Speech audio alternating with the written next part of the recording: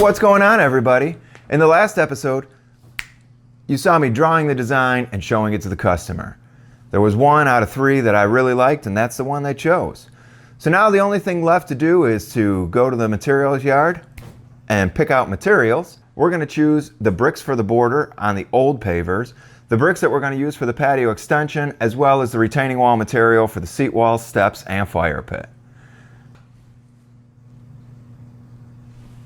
Well, it looks like they already picked out their materials. These people trust our expertise, and they don't waste any time making decisions. And I appreciate that, because time is valuable. So, let's get everything loaded up in the trucks, roll out, and head up to their house and get started.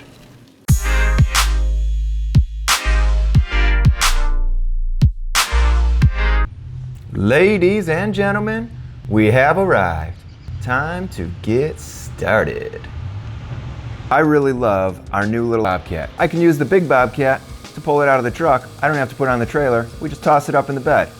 So, let's pull it down and let's get started.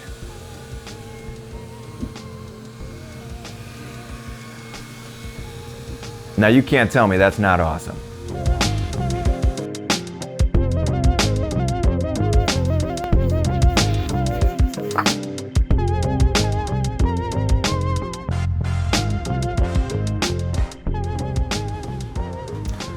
All right, time to pull up the bricks, expose the base, dig out the old base, dig the soil down for the appropriate drainage under the new base, and get rocking and rolling on the new base. Let's see it unfold.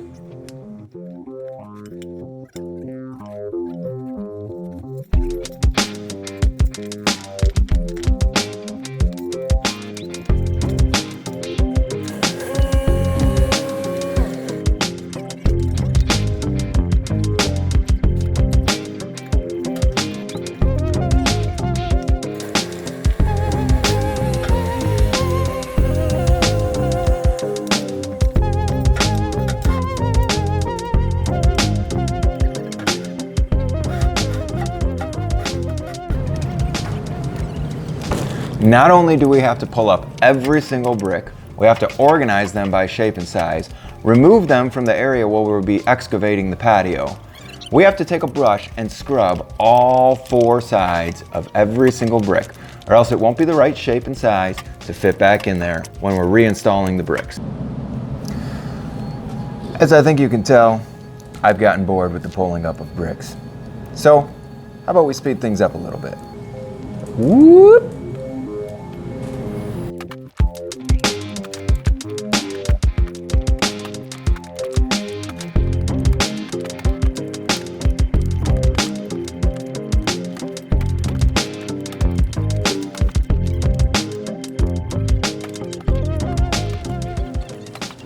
Hey there. The removal, cleaning of the bricks, and organizing of the bricks didn't take as long as it felt as we watched it together. But now that all the bricks are up and they're organized, they can be reused. There is value to those bricks. The cost of the labor versus the cost of new materials isn't as different as you would think, but there still is value to those bricks and there is a good savings to the customer. I also like to reuse the bricks because they just give it, I don't know, an earthy texture, a better feel. It's a nice contrast to the old paver. Now, it's time to demo the step, dig the hole, and keep on moving.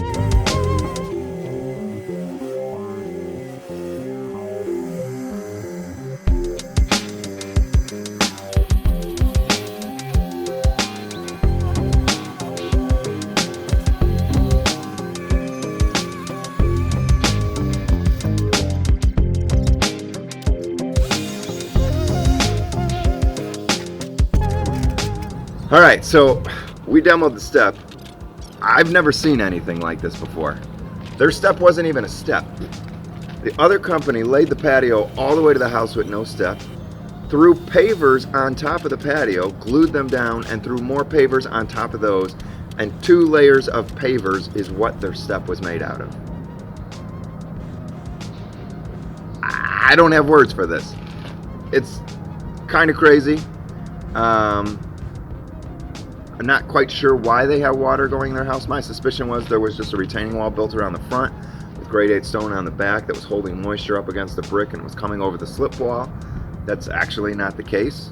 We build a wall around the back and the front so that there's an air gap between the step and the house. Oftentimes when I see customers having this problem, that's why the last company didn't put that air gap in. They just put aggregate up against the house, but this didn't have aggregate. It just had bricks on bricks on bricks. So we're gonna keep digging into this patio. We'll see what happened and what's going on.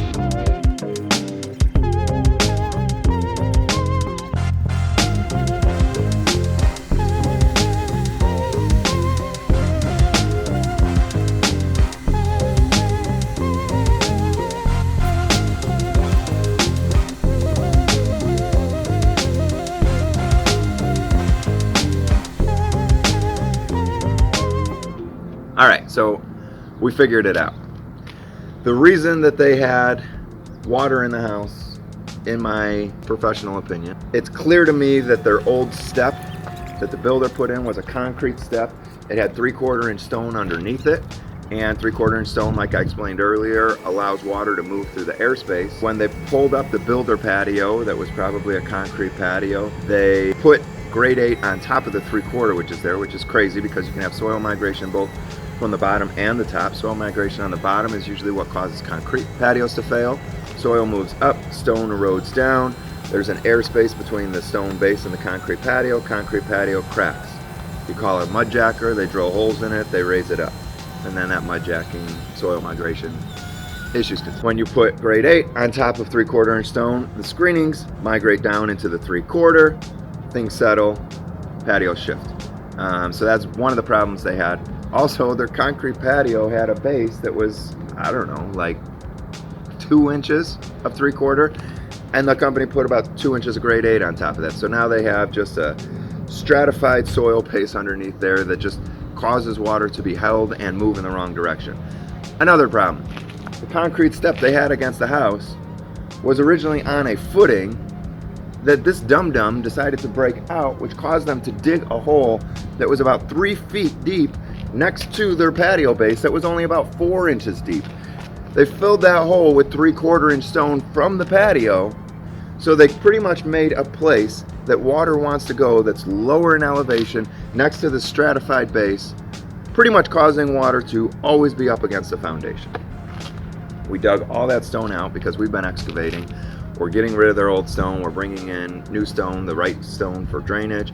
We're digging the base down 10 inches, so there's a lot more dirt disposal than I was suspecting, but we're gonna get it done. They're gonna have a deeper base, and up by the house, we actually had to build up with some layers of clay and 3-inch stone, mostly 3-inch stone, but clay to fill in the airspace. Lots of heavy compaction, because we want that soil base to be pitched away from the house. We dug a trench down the center of the patio so that water that comes away from the house, water from the middle of the patio that's going this way, is going to end up in that trench. It's going to go to the extension part, which we dug even deeper, which we're going to then put a pipe in and run that out to the front. All the water that ever goes under this patio is going to exit. It's not going to sit there in the winter. It's not going to be freeze thaw, raising up and lowering of the patio. That's not going to happen here, even though it happens everywhere here in Chicago. There's not going to be water under this patio. It's always going to exit. This customer's problem should be done. So we've got all the bricks removed, cleaned, the side surfaces organized. We're gonna count them, figure out our pattern for when we relay them, because we're not putting them in running bond. It's too weak. We have all the old gravel out. We have the new excavation done. We have their water issue by the step taken care of. We compacted a layer of 3-inch stone into the soil. We put down our geotile cloth. We put more 3-inch stone on top. We've got that compacted. We've got our first course of 3/4 inch stone done. Today was an amazing day. I couldn't be more proud of the guys that I've got. The amount of work that we got done today, absolutely amazing. It's just a great crew. They're motivated, they work hard. I'm really happy with the progress on this job.